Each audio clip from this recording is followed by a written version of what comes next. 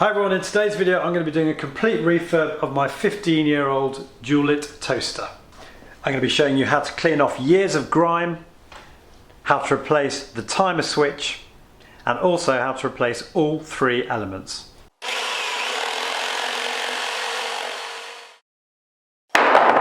So since I did my last Dualit repair video, Dualit have put a caveat on the instructions to say that all repairs should be carried out by a qualified electrician or repairer and pat tested.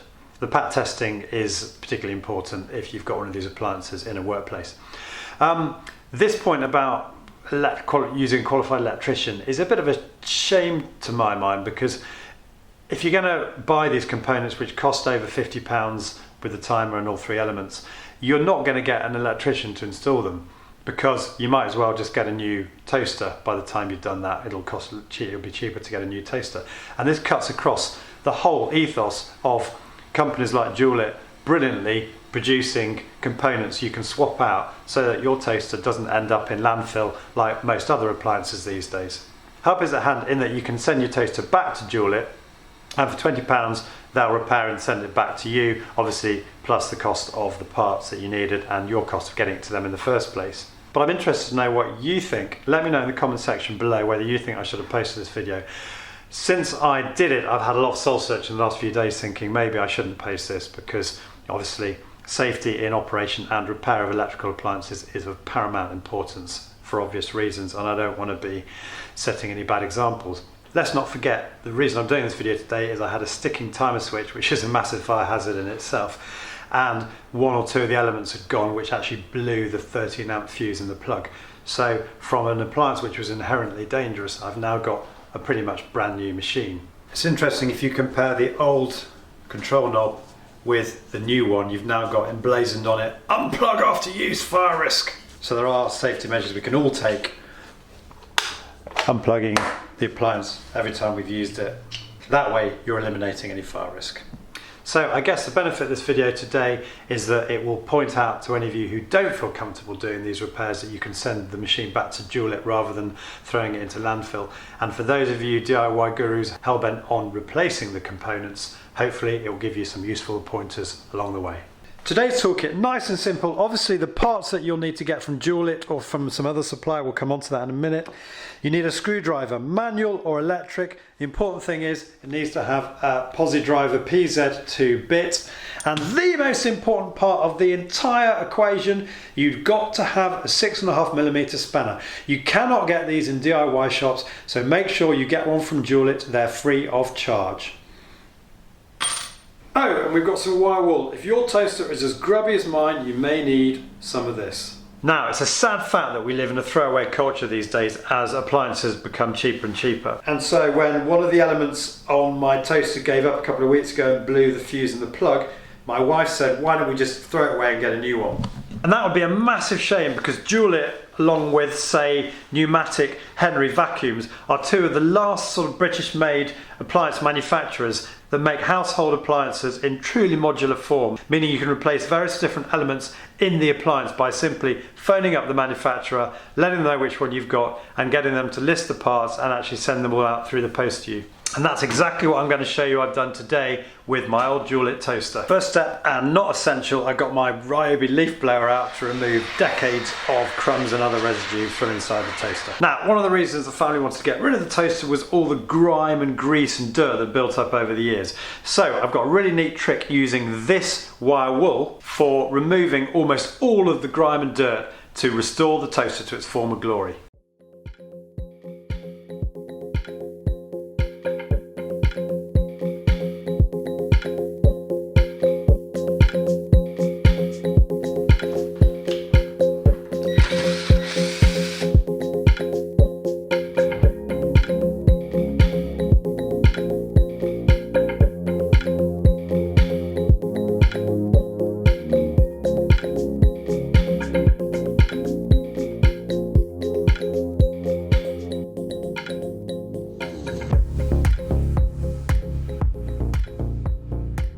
I also use the wire wool on the sides of the toaster, although you have to be a little bit more careful about this, because I did find it produced minute little scratches suggesting that the grade of steel is slightly different to the steel on the central section. So a quick wipe down with some soap and water, and then a good old polish with some Brasso metal polish, and the toaster was restored pretty much to its former glory.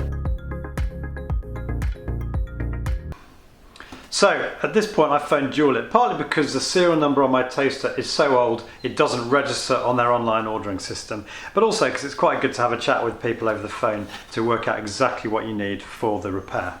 So taking a look at what I received from Dualit a couple of days after I made the order, I've got the instruction sheet here, and then we've got the 3 elements which you'll see are marked centre and ends so that you know which ones are which.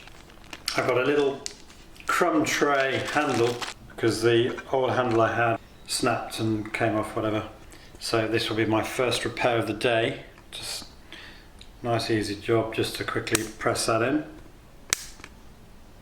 Now I've also had some problems with the timer sticking, so I've got a new timer which comes with a control knob and some additional connectors and screws if, unlike me, you need to replace the existing connectors on the timer switch, but for this you would need a crimping tool.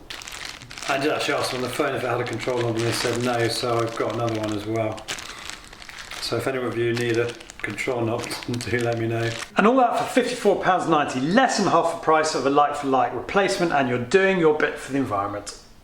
And this is where you do need to be a bit careful. If, like me, you're replacing the timer switch on your toaster, even though I identified the model of the toaster, Dualit did unfortunately send me the wrong timer switch. They sent me this type M7 as opposed to what I should have had, which is this type MI2. They were very apologetic, sent me another one out in the post, and I'll be returning this one to them. But take apart your toaster, unscrew the timer switch, see which one you need before you order the new one. And perhaps most crucially, after my last video, everyone said they cannot get hold of a 6.5mm spanner, which is what you need to remove the nuts on the elements. So Dualit provide one of these free of charge, and I massively recommend you asking them for one when you order everything else. It's time to take the toaster apart, but please remember to unplug it before you start. It sounds like such a simple thing to say, but it's easy to get caught up in the moment when you're doing a job like this and to forget the basics. Now there's a bit of a funny one here. My toaster came with the feet in this configuration, but you'll see from the current instruction manual that comes with the repair kit that they seem to suggest the feet should be in this configuration. That said, I don't really think it matters. I think having the feet like this probably supports the toaster a bit better, and the screws are interchangeable in either position. We've got our toaster on a soft cloth. We're going to remove the crumb tray and unscrew the feet to remove the base plate. To do that, you need a P, Z or Posi Drive 2 attachment on your screwdriver.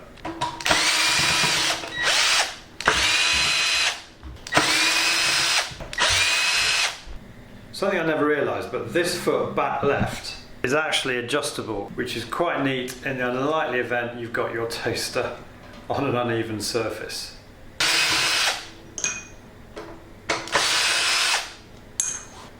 And it's off with the base plate. At this point I'm going to turn my attention to replacing the timer, off with the control knob, and with a small slot headed screwdriver bit, I'm going to remove the 2 small screws on the front of the toaster. The timer is now loose, but it is reasonably tricky to remove because the cables that connect it to the switch on the front are quite short. We can see clearly here the live terminal at the front and the neutral at the back. What I often do in this situation is take a photograph so that when we unplug everything we know exactly where it went. Quite a difficult thing to film this without having lots of my hands in shot, but suffice to say, with a bit of wiggling, these connectors do come off reasonably easily.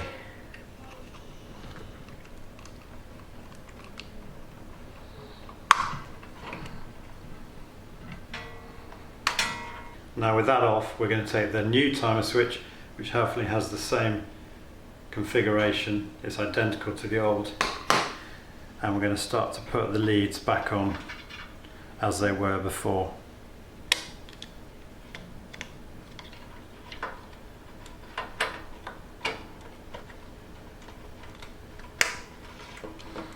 Okay, that was much easier than removing them.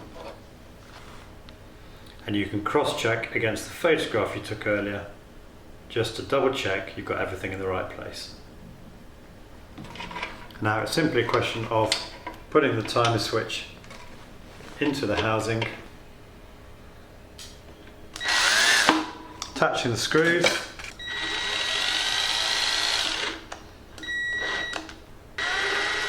and I'm just going to double check them with a manual screwdriver. And then it's on with the new control knob. So now it's on to the elements themselves. And our first job is to loosen the locking nuts on the retaining plates using our 6.5mm spanner.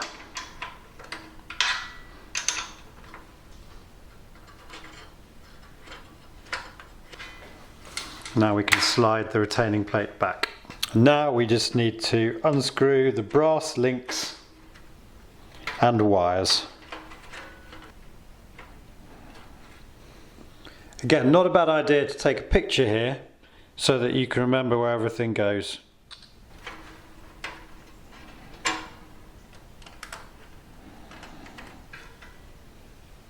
And one trick here, if you remove these nuts first, if you're replacing all three elements like I am,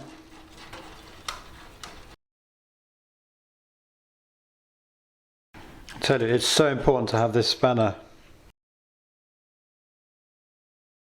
Slide out all three elements, which we can now work on individually outside the toaster, which I think is a lot easier than bending the brass links away from the elements and removing each one from the toaster individually, as Dualit recommend and as I did in my last video. Again, another picture at this point might be useful so you can remember where all the nuts go. And with all three elements now out of the toaster and so easy to work on, it was simply a case of replacing one by one the elements in the stack.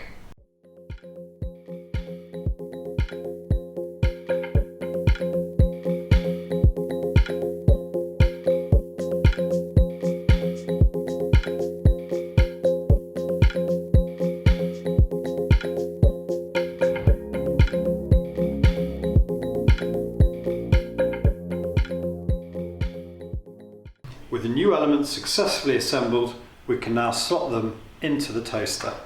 Being careful to ensure each element slides smoothly into the guide slots inside the toaster.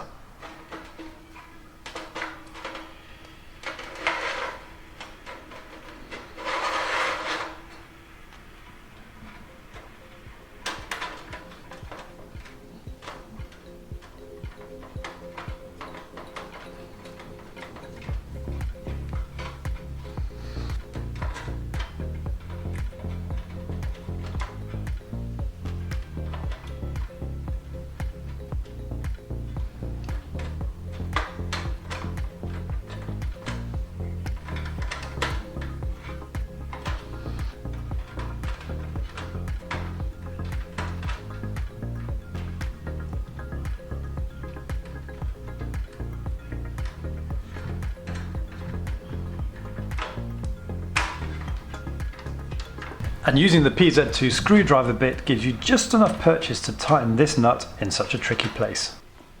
It's back on with the all-important retaining plate. It's important to have the right spanner. You can see the mess I made last time with a spanner that wasn't quite 6.5mm.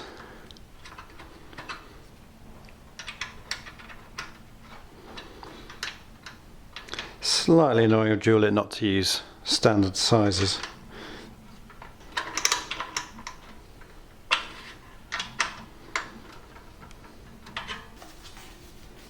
So now it's back on with the base plate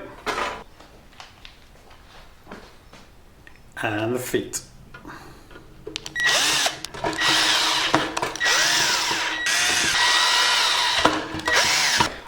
So that's it, the repair's complete, and you can see the state of the old elements. Here we are with the brand new elements in position, and to all intents and purposes it's a brand new toaster. And with the crumb tray back in, And the toaster switch back on.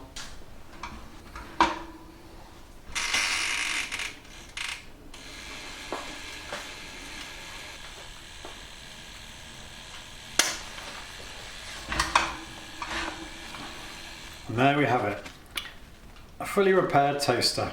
So that's it. I hope that's given you a little bit of inspiration if you've got one of these lovely old machines that needs repairing. As ever, details of all the tools and the parts will be in the description at the end of this video. And if you've liked today's video, do please click on the like button below. And finally, as I always say, if you're new to my channel, I would absolutely love to have you subscribe. You can do that by clicking on the link here.